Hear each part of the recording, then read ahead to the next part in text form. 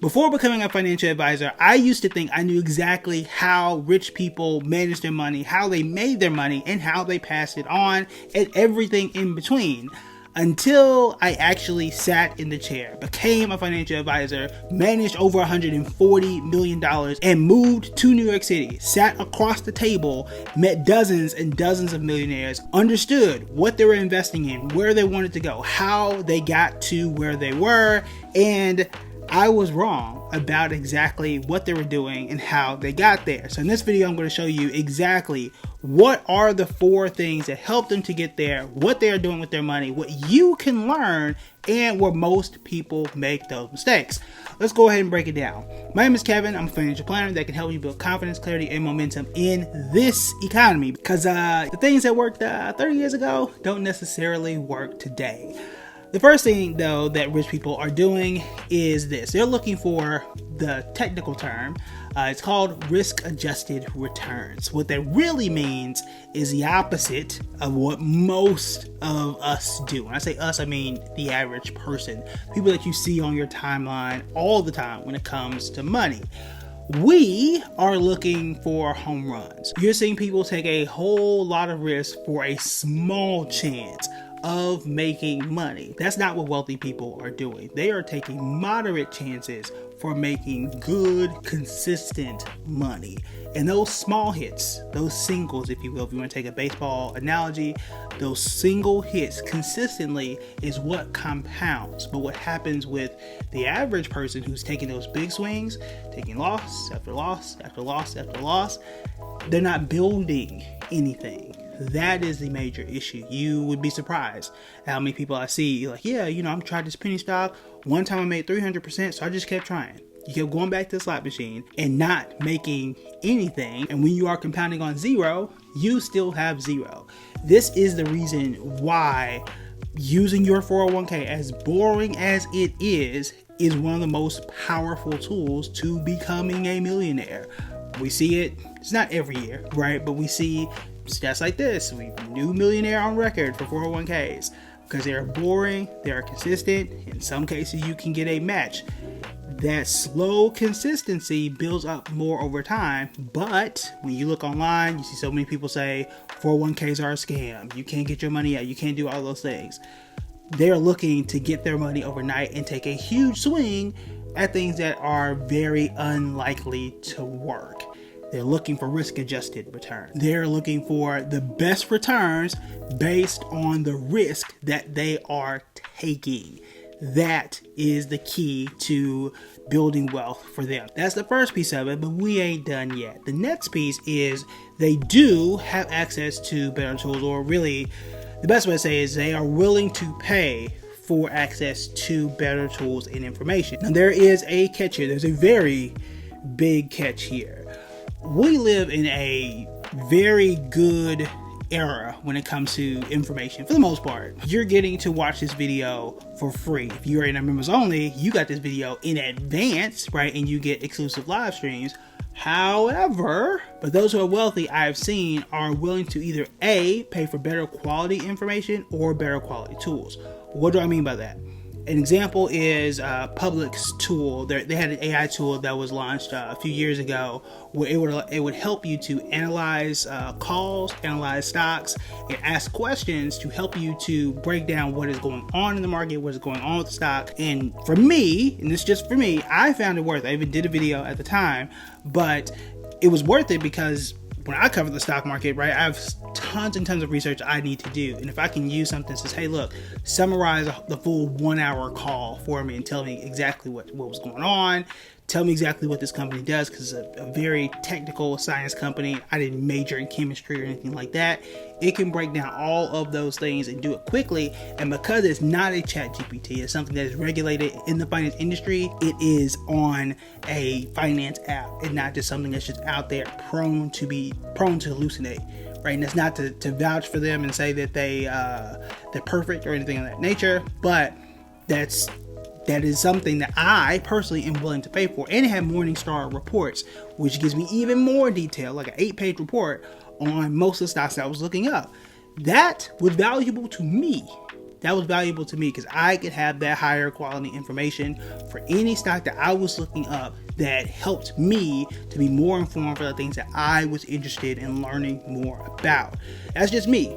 I've seen other clients subscribe to the Wall Street Journal, CNBC, all other types of forums and things. Now, not every piece of quality information is worth it, but I will tell you this. So the first catch is you don't have to absorb and pay for every single thing out there. And let me correct myself if I didn't say it earlier. I meant to say access to better information and tools. It doesn't necessarily mean pay for access to better information and tools. You could easily subscribe to this, and this is your access to better information. I'm just throwing it out there. But they do have those things. They're not just, hey, yeah, I just heard this from my friend or my neighbor next door, and this is just what I'm gonna do. So, no, I've researched this, I read this, and I've read it from multiple sources, right? They don't always have to be paid, but I've noticed that there have been some that do take the time to read from multiple sources or do pay for a paid tier of some information source just so they know what they're putting their money into to reduce the risk that we had talked about earlier. Next, having a system and building a team, because those of us who don't have unlimited funds, right, and haven't hit the $1 million or $10 million mark just yet, right, we have to do everything ourselves. It's tax time, who's doing the taxes? You. It's budget time, who's doing the budget? You. You building your portfolio and making sure that your money's in the right places, who's doing all that? You. That is taxing. I mean your energy. You still got to figure out what you're going to eat. You still may have to pick up the kids, be a good husband, be a good wife, all that type of stuff.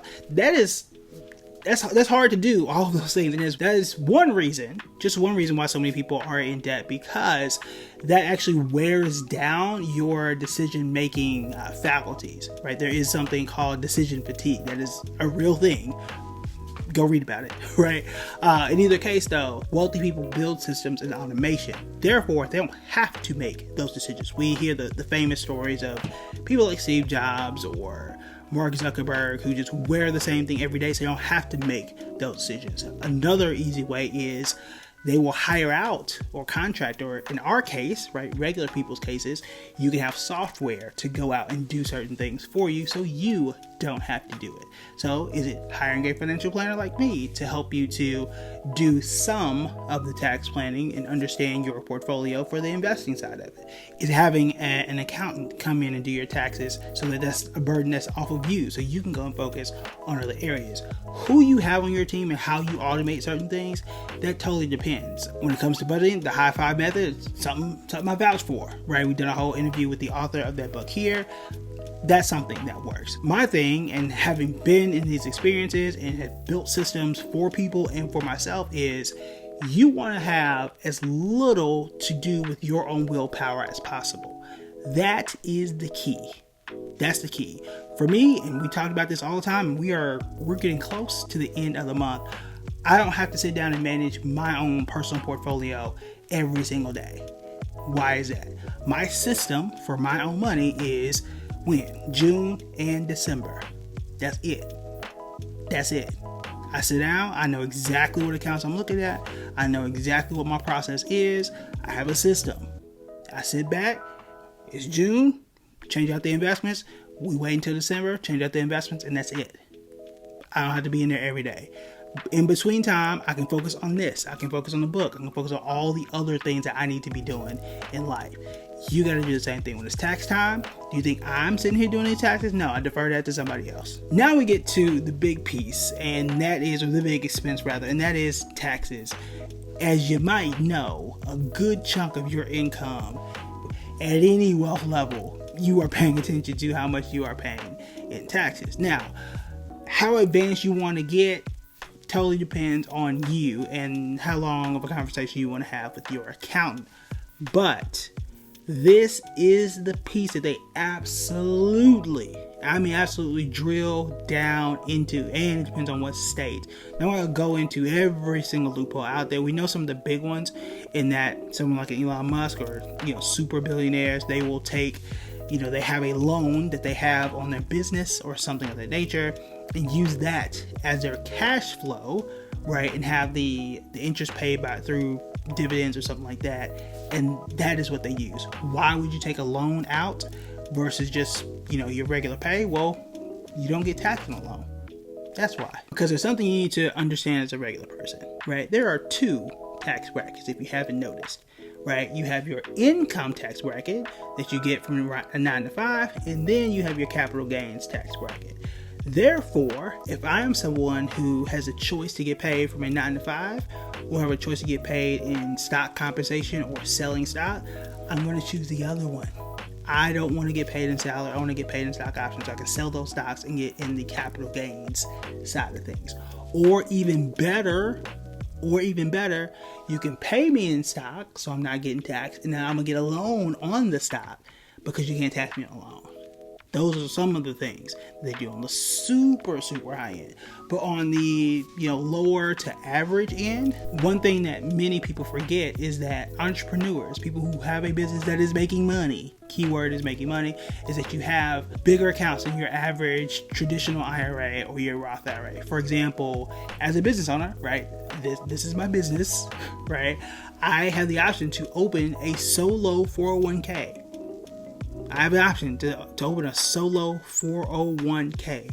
Now, my son, who is 8, I should actually be able to do that job. So he would need to edit or something like that.